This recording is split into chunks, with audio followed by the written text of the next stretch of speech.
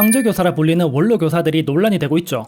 보통 평교사들의 주 평균 수업 시간이 22시간에서 25시간인데 이 원로교사들은 일주일 평균 9시간 15분 수업을 하고 평균 9천만 원의 연봉을 받고 있다고 해요. 원로교사의 최고 연봉액은 1억 854만 원, 최저는 7,238만 원. 보통 교사들에 비해 절반도 안 되는 수업을 하고 평균 9천만 원. 엄청난 금액이죠. 교육부가 윤영덕 의원에게 보낸 자료에 따르면 일주일에 꼴랑 1시간 수업하는 원로교사도 있고요. 방학 빼고 250일 근무한다고 치면 35주, 일주일에 1시간 수업하니까 시급이 200만원 이상인 거죠. 1시간 수업에 200만원.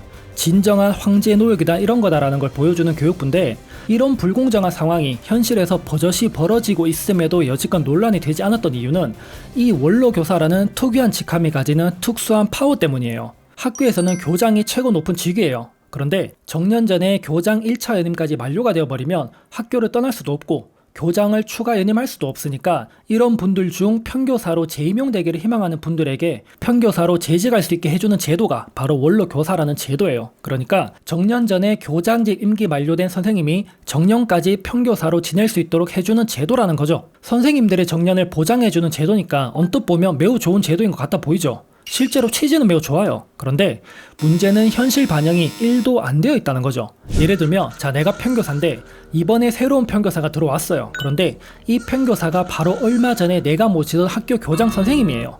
이해되시죠? 막말로 이 원로 평교사는 교장 교감도 막 부리고 그래요. 바로 얼마 전까지 이 원로교사가 교장이었잖아요. 현재 교장 교감도 다 이 원로교사 아래 사람이었죠. 이런 원로 평교사가 들어와서 나와 같은 업무에 배정이 된다면 업무 분담 상당히 어렵겠죠?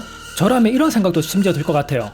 이 원로교사에게 밑보이게 되면 교장이나 교감에게 가서 내욕도 할 수 있지 않을까 라는 생각에 부담감도 꽤 가지게 될 것 같고요. 이 원로 평교사의 연봉은 교장하고 비슷하고 혜택은 교장보다 더 좋다고 볼 수 있어요. 교육공무원 임용령 제9조의 6, 2항에 의하면 원로교사는 수업시간의 경감, 당직 근무의 면제, 명예퇴직 대상자 선정 시 우선 고려, 교내 각종 행사에서도 우대하도록 되어 있습니다. 이 외에도 행정업무 면제, 인사발령 제외, 별도 사무공간 제공 등의 특혜를 받고 있죠. 실제로 원로교사들 중 55%가 개인 집무실을 가지고 있다고 해요. 업무는 평교사 업무를 보고 수업시간도 일주일에 평균 9시간밖에 안 되는데 말이죠. 원로교사는 일주일에 최소 20시간 이상의 수업을 해야 한다는 이런 현실적인 조항이 필요한 건데, 두루뭉실하게 수업시간이 경감이라고 해버리니까 일주일에 1시간만 수업을 하고도 연봉 9천만 원을 받을 수 있게 되는 거죠. 공정한가에 대한 의문이 당연히 들 수 있죠. 그런데 또 다른 쟁점은 이 원로교사들이 교장직까지 수행을 했다 보니까 본인들이 원해서 다시 평교사로 임용이 된 거지만 이 일을 안 하려고 한다는 거예요. 부장님, 제가 교육과정 부서에 있습니다. 안 그래도 중책 업무인데 젊은 부장님 밑에 원로 선생님이 개원으로 계시니까 업무 조정에 그런 게 힘드네요. 자꾸 일 빼려고 하시니까 부장님께서는 원로 선생님 눈치만 계속 보시면서 모든 일을 저한테만 시키세요. 이거 교감 선생님이 잘못하신 거 아닌가요? 고3까지 담임까지 하는데 죽을 맛이에요. 이게 많아요, 선생님. 제이킴 선생님, 이런 케이스가 굉장히 많습니다. 저도 전에 과학정보부장 업무를 할 때 제가 있었던 그 학교가 그 과학정보부가 약간 꿀 빠는 부서였어요. 나이가 좀 있으신 원로 선배님들 같은 경우가 과학이나 정보 쪽으로 솔직히 많이 아시진 않잖아요, 사실은. 그런 거를 업무를 줘요. 누가 봐도 업무 분장이 이 원로 선배님들이 있다는 거는 부장아 네가 일을 해 이거야.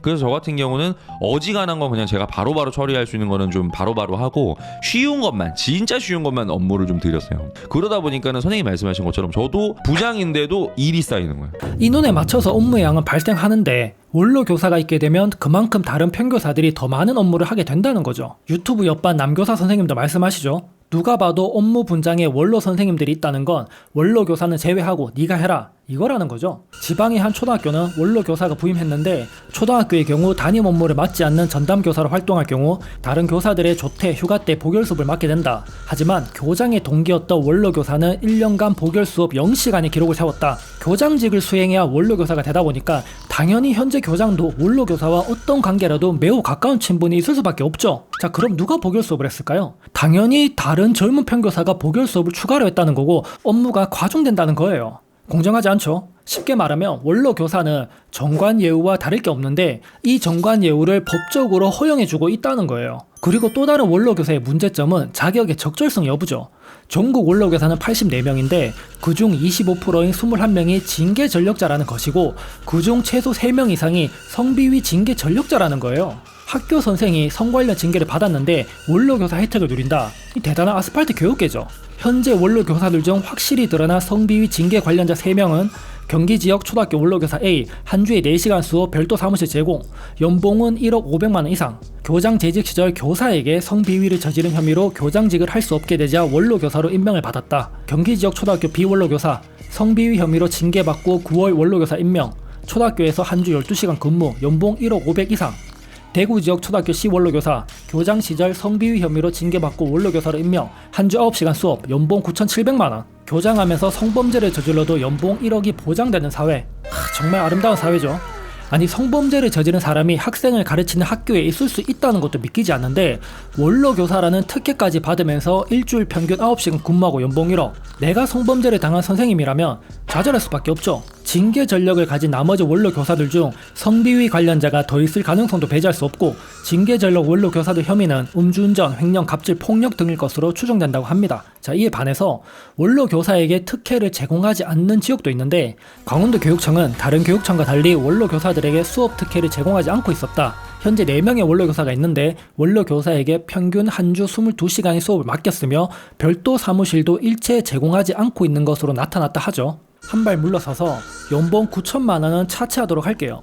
일반 교사들도 언젠간 진급하고 30년 교직에 있으면 원로 교사들의 연봉을 받겠죠. 하지만 문제는 자진해서 평교사로 임용이 되었음에도 원로 교사라는 타이틀 덕에 온갖 혜택이란 혜택은 다 받으면서 과거 교장을 했고 높은 직위의 선생님들과 가까운 사이라고 해서 평교사로서의 업무는 배제되고 그 업무는 다른 평교사에게 넘기는 이 원로 교사들이 문제인 거죠. 그리고 징계 전력으로 인해 교장직 임기를 만료하지 못했음에도 불구하고 심지어 비교적 높은 수위의 징계인 성비위 관련 징계를 받았음에도 불구하고 원로교사라는 타이틀을 얻을 수 있게 해주는 이 제도 자체가 근본적인 문제인 겁니다.